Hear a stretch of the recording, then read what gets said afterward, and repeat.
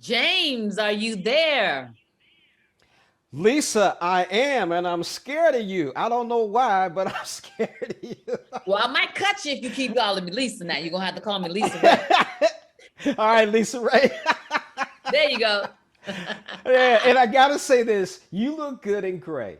I'm serious. You look so good in gray. I really enjoyed the movie. I'm a Oh fan of my yours. So God. Thank this, you so much. Thank you. yeah, I yeah. took that role as a different role because I wanted to hear just that. I wanted to hear that people believed the role, believed me in the role. They enjoyed the movie, the message, and it's absolutely something different for me. And I embodied it, and I just really just want people to enjoy it. Well, I did enjoy it. So speaking of it, let's talk about the movie and your role. Tell us about the part that you played. I played Dahlia, and I played the mother and the grandmother, the mother to the character that Keri Hilson plays. And newcomer Jazzy Jade is playing my granddaughter. And the message here is, especially in this particular scene that we did, it was my daughter is doing some things that I've been there, done that. I was able to escape. Not so sure she's going to be able to. I peep game and game peeps game, you know? And I have this sit down conversation with her to say to her, baby, you don't have to do it this way. There's another way. You may not be as lucky as mama. So stop it. And when you're trying to drop jewels and wisdom upon someone that you love and care about, and you feel like this might be the last time that you can get that person to really listen to you, comes out in a whole different powerful way. So that is the role that I've taken on, as playing Dahlia in this movie For the Love of Money. And when I tell you, it's not just an only drama, but it's so much entertainment. It's so, the cast is so brilliant. It's Cat Williams, first of all. DC Young Fly, second of all. Okay, so you're looking like, how can this be so serious if those two are in it? Well, Right. absolutely. It's all over the place in a good type of way.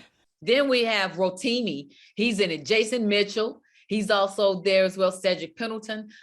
We got artists that came by and did cameos for us. Life Jennings, Keith Sweat, Lotto. So we filmed this movie in the midst of the pandemic.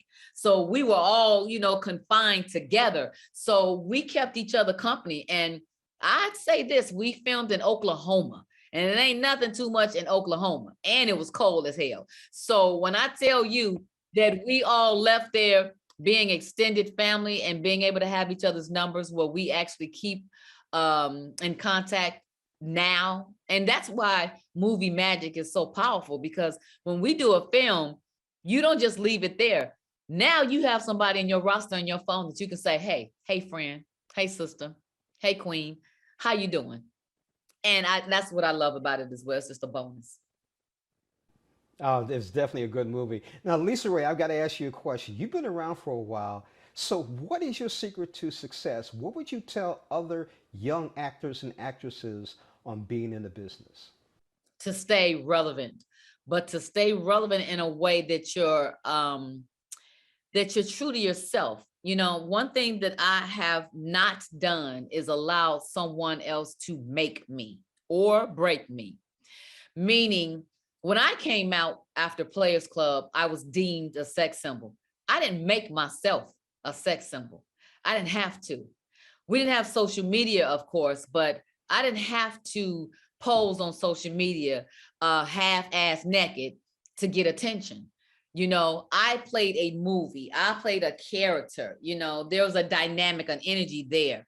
So when we did magazines like Black Man Magazine and Black Hair and Hype and Source and all of that, it was because we were who we are. You know what I mean? And although we were self-made, we didn't have the Instagram, Insta famous, people or whatever, you know what I mean? And so now we have other opportunity to showcase our talent and another platform to use.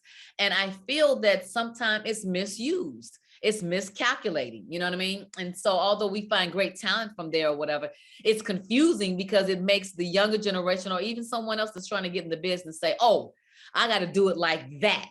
Therefore, you have a lot of carbon copies of that, what you feel is what's the new thing that's going to make it. And so there's not any originality. And when it is, it's an originality that's like, well, she did a bikini, so I'm gonna go topless. You know what I mean? And it's like, well, so it's the shock value more so than anything else. And so that's a different time. And so you got to stay relevant amongst all of that. So I do, you know what I mean? I'll stick my little bikini pictures in between all of that, you know what I mean? Just to let the 30-year-olds know that 50 is the new 35 or 38. And LisaRaye, you look good in a bikini. Yes, you do. I gotta give them a run for their money, honey. I gotta let them know this is the original OG over here. I did it first. Let's come through, you know. LisaRaye, thank you so much for joining us on Morning Blend, giving us your wisdom, definitely your wisdom, and talking about the brand new movie For the Love of Money. Thank you again. You're absolutely welcome. Look, anytime.